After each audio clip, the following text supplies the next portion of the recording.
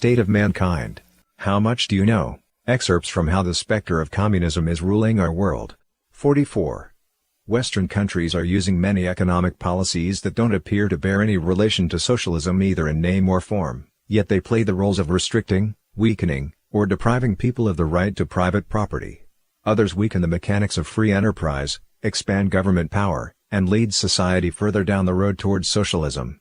Methods include high taxation, generous social welfare, and aggressive state interventionism.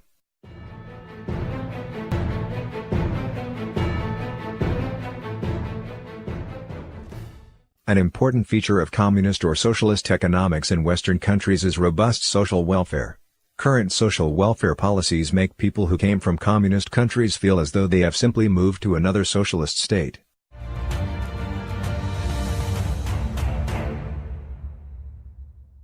Undercover socialism.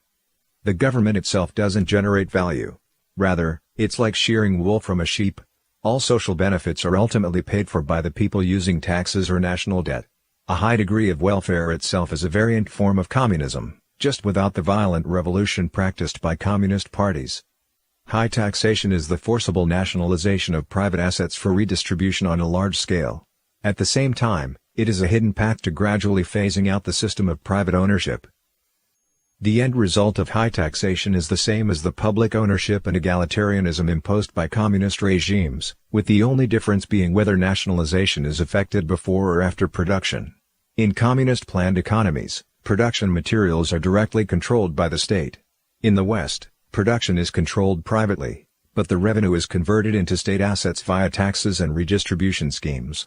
Either way, it is equivalent to robbery and plunder of others' wealth. In Western countries, rather than using killing and violence, this was achieved legally through democracy and legislation. Some government aid is reasonable, such as social security for victims of disasters or accidents. But the positive aspects of welfare make it a convenient instrument of deception, and it becomes the excuse needed to increase taxes. In this regard, generous social welfare has already achieved the same destructive consequences as communist economics for the people, society, and moral values. By nature, communist economics brings out the dark side of human nature. This is the root cause of why the spectre is pushing communist economic values around the world, whether in free societies or in those directly controlled by communist regimes.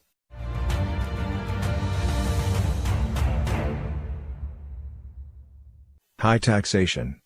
Social welfare in developed Western countries consumes a large portion of fiscal revenue, which comes from taxes transferred from private wealth.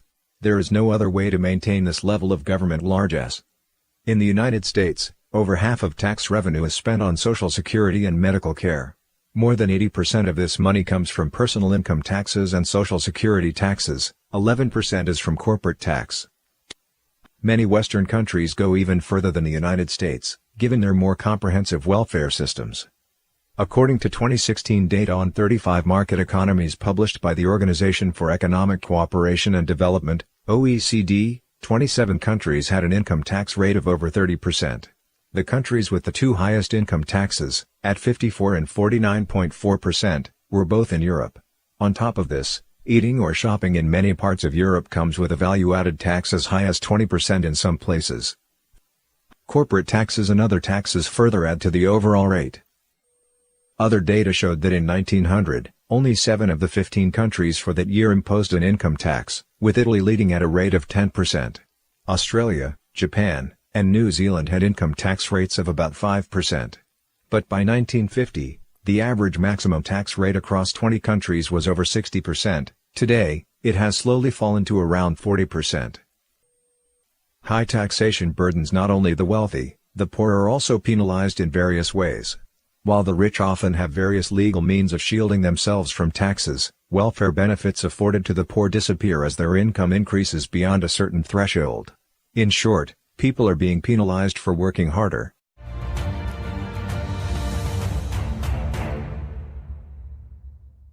High welfare. In 1942, the British economist William Beveridge advocated the welfare state, a plan all-embracing in scope of persons and of needs. In modern society, the high welfare system has been expanded to cover unemployment, medical care, pensions, occupational injury, housing, education, child care, and the like. far beyond traditional concepts of charity for those in immediate need of aid.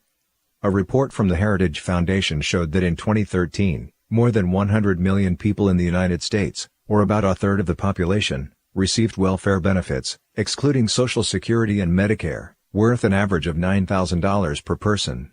According to statistics collected by the U.S. Census Bureau, about 12.7% of the population was living under the poverty line in 2016, yet their living conditions may come as a surprise to many.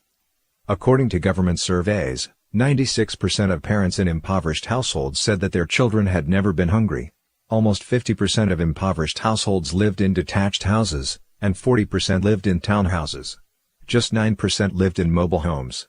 80% had air conditioning and 2/5 owned widescreen LCD TVs. 3/4 of impoverished households owned cars.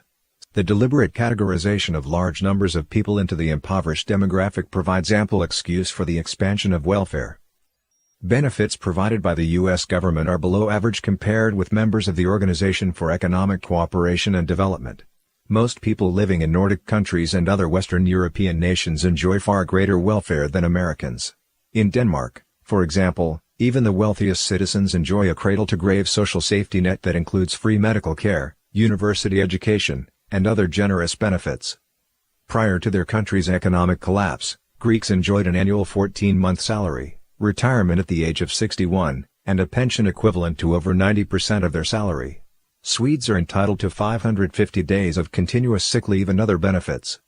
The expansion of welfare from its traditional role of emergency charity to constant benefits for the entire population is, in fact, part of the Spectre's scheme to impose a communist economy.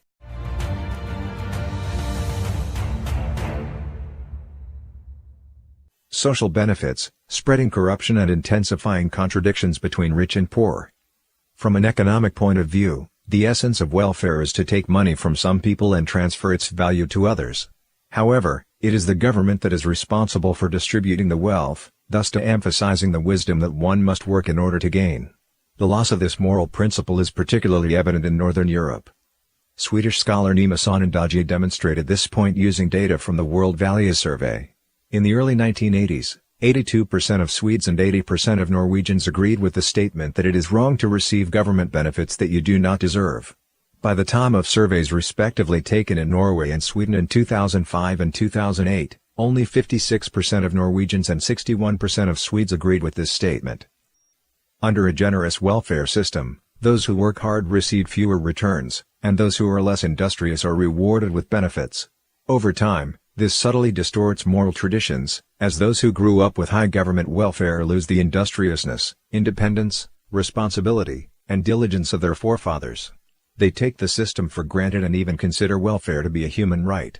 They have formed a habit of relying on the government and even holding it hostage for continuous aid. Social values have changed almost irreversibly. Like boiling frogs slowly, communism's use of high amounts of welfare erodes moral wisdom. High government welfare also squeezes out the role of traditional charities, depriving both the donors of the opportunity to do good works and the beneficiaries of the chance to feel gratitude. In traditional society, charity was done by one's own choice, either by directly aiding the less fortunate or by donating to charitable organizations such as churches. There were definite donors and recipients, and being able to receive assistance was a privilege, not a right. Recipients felt gratitude for the donor's kindness and would be motivated to use the charity to supplement their own efforts to improve their lot. Those who received charity and turned their lives around would be likely to return the favor when others confronted the same challenges they once faced. French thinker Alexis de Tocqueville noted that charity combines the virtues of generosity and gratitude, which interact mutually to improve society and exert a positive moral influence. Meanwhile, the relationship between givers and receivers functioned to ease conflicts and antagonism between rich and poor, as charitable behavior on the part of individuals connected members of different economic classes.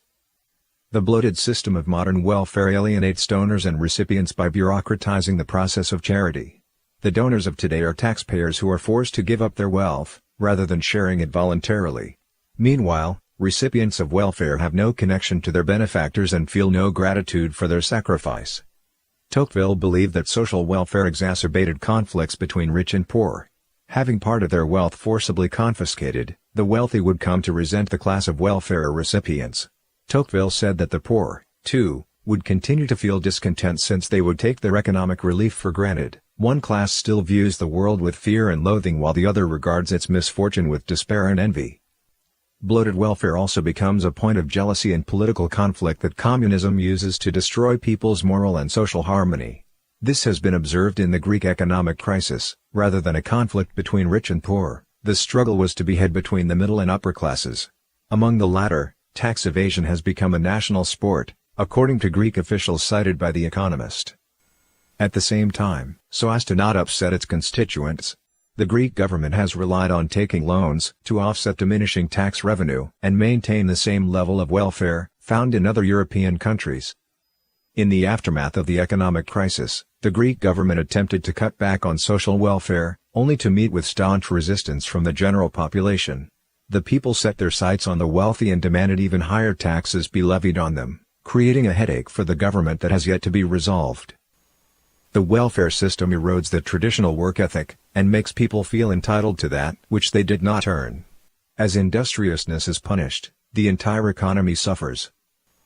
In 2010, a practical study by Martin Halle, Mario Lackner, and Friedrich G. Schneider produced data showing that social welfare disincentivizes hard work in the long term. And such a result will not be shown until a long period of time later. The three economists concluded that the dynamics of the welfare state are inimical to the health of a nation's economic base.